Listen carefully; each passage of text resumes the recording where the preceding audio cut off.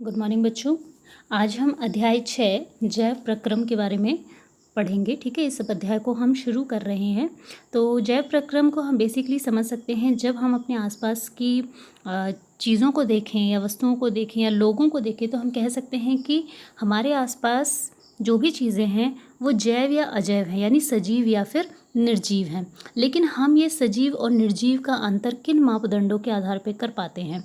तो उन मापदंडों को अगर हम समझें तो बेसिकली हम कह सकते हैं कि निर्जीव चीज़ों में वृद्धि नहीं होती है, सजीव चीज़ों में वृद्धि होती है। निर्जीव अपने आप कहीं एक जगह से दूसरी जगह नहीं जाते, जबकि सजीव एक जगह से दूसरी जगह जाते हैं।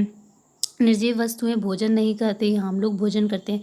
तो ये कुछ अगर हम अंतर देखें तो इस तरीके के बहुत सारे अंतर हमें देखने को मिलते हैं। जैसे निर्जीव सांस नहीं लेते, हम सांस लेते हैं। ठीक है, तो इस तरीके के बहुत सारे क्या हैं, अभिलक्षण होते हैं, या हम कह सकते हैं कि कुछ अनुरक्षण होते हैं। अनुरक्षण यानी हम जो अपना सीखते रहते हैं।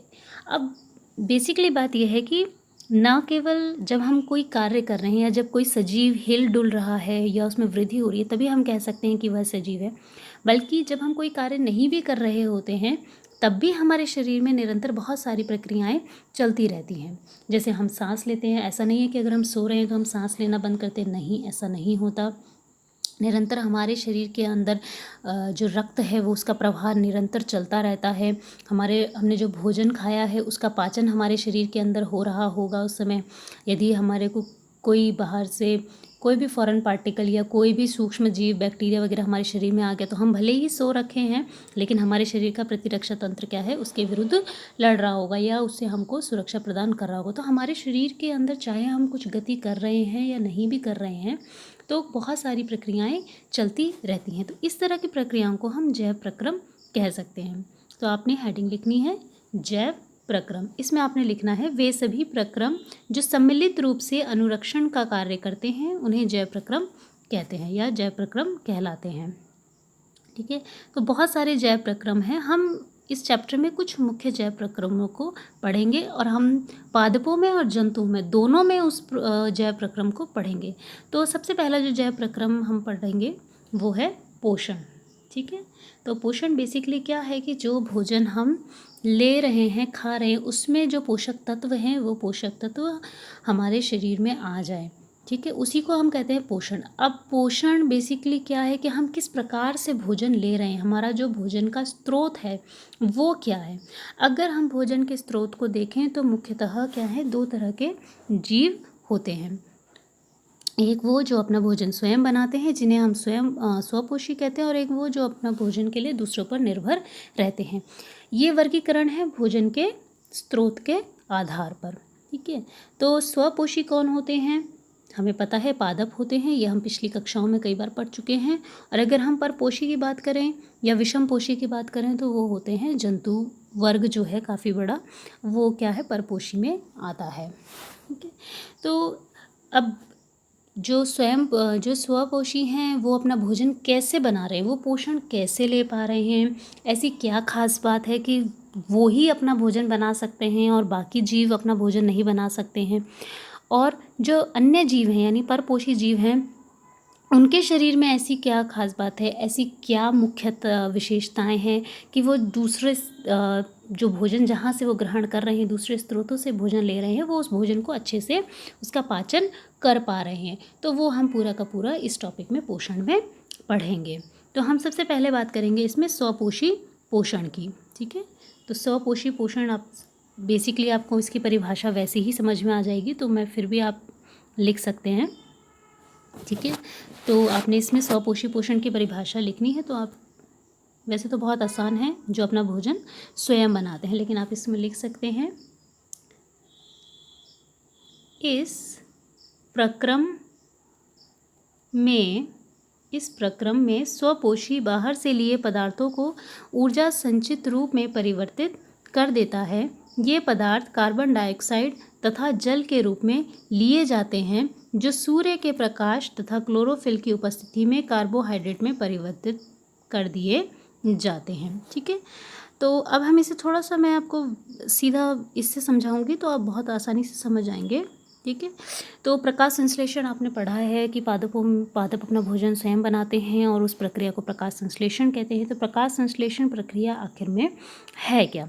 बेसिकली किसी भी पादप में अगर हम बात करें, जैसे हम कोई सामान्य भोजन भी बना रहे हैं तो हमें कुछ ना कुछ रॉ मटेरियल चाहिए होता है जिससे हम मिला करके वो भोजन बनाते हैं। हम चाय भी बना रहे हैं तो हमें पानी चाहिए, उसमें दूध चाहिए, उसमें चाय पत्ती चाहिए, हमें उसको ऊर्जा भी चाहिए, उसको पकाना है तो हमें ऊर्जा भी चाहिए। तो बहुत सारी चीज़ें होनी चाहिए। इसके अलावा बर्तन भी होना चाहिए, बर्तन नहीं होगा तो खाना किस में बनेगा।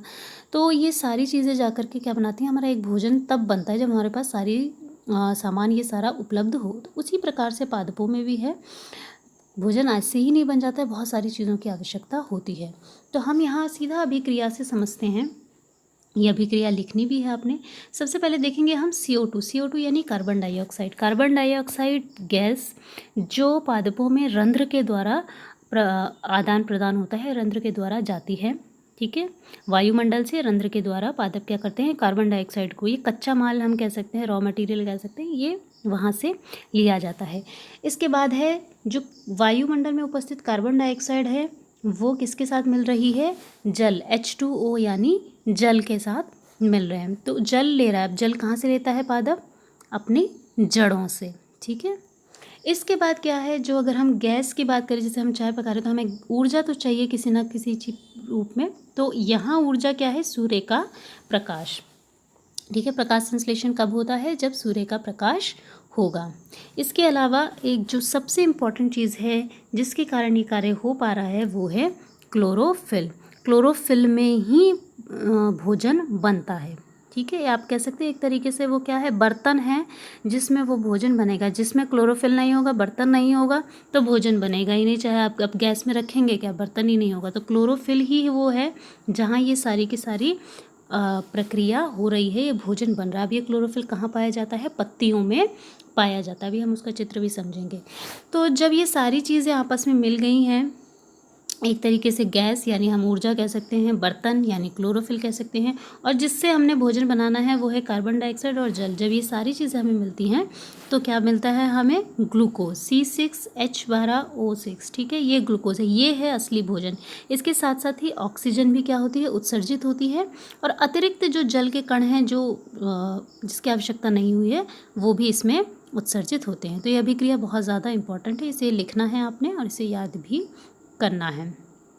ठीक है, तो नेक्स्ट हम यहाँ पे देखते हैं कि प्रकाश संश्लेषण में क्या होता है। तो आपने लिखना है प्रकाश संश्लेषण के दौरान निम्नलिखित घटनाएं होती हैं। प्रकाश संश्लेषण के दौरान निम्नलिखित घटनाएं होती हैं। तो पहली घटना क्या है, क्लोरोफिल द्वारा प्रकाश ऊर्जा को अवशोषित करना। ठीक है, सेकेंड घटना है प्रकाश ऊर्जा को रासायनिक ऊर्जा में रूपांतरित करना, यानी जो प्रकाश ऊर्जा है उसे केमिकल एनर्जी, रासायनिक ऊर्जा में उसको बदला जाता है, जिस कारण जो जल के अणु थे, ठीक है, यहाँ पर देखिए जो ये जल के अणु थे ये क्या होते हैं, टूटते हैं। ये टूटते हैं किसमें, हाइड्रोजन और ऑक्सीजन में इसका अपघटन हो जाता है। ठीक है, नेक्स्ट है जो कार्बन डाइऑक्साइड है, ये CO2 है, इस CO2 का कार्बोहाइड्रेट यानी इस ग्लूकोज में अपचयन होना। 3 प्रक्रियाएं होती हैं, मुख्य यही 3 प्रक्रियाएं बहुत इंपॉर्टेंट है, पूछी भी जाती हैं एग्जाम में। तो ये 3 प्रक्रियाएं होती हैं। अब हम यहाँ पर एक पत्ती का चित्र देखते हैं। तो आप पत्ती का चित्र देखेंगे, इसमें आपको दिखेगा मध्य शिरा आपको जो दिख रही है, इसमें जाइलम और फ्लोएम मंडल है जो आपको 9th क्लास में भी बताया था। ठीक है, तो ये मुख्यतः क्या करते हैं, फ्लोएम है, जाइलम नहीं है। तो फ्लोएम आपको बताया था, जाइलम हमारी जड़ों में पाई जाती है। तो फ्लोएम है यहाँ पर, ये क्या काम करते हैं, भोजन को लेकर जाते हैं। ठीक है, भोजन का संवहन करते हैं। यहाँ पर आप देखेंगे कि अगर हम इसको बीच से एक पत्ती को काटें, बिल्कुल पतला हिस्सा अगर हम किसी पत्ती का लें और स्लाइड में और रखने के बाद उसको हम माइक्रोस्कोप में सूक्ष्मदर्शी में देखें तो हमें कुछ इस तरीके का परतें दिखाई देती हैं। तो ये देखिए निचली त्वचा है जो सबसे बाहर की है, और इसके अलावा यहाँ कुछ द्वार कोशिकाएं, वो भी हम पढ़ेंगे कि क्या है द्वार कोशिकाएं। खाली स्थान दिखता है जो वायु कोश है।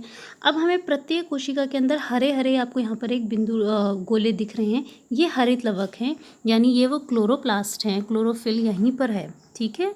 और ये फिर बाहर से ऊपरी त्वचा, ये बीज का हिस्सा जो है, यानी भोजन कहाँ बन रहा है, इसी बीज के हिस्से में भोजन बनता है, ठीक है।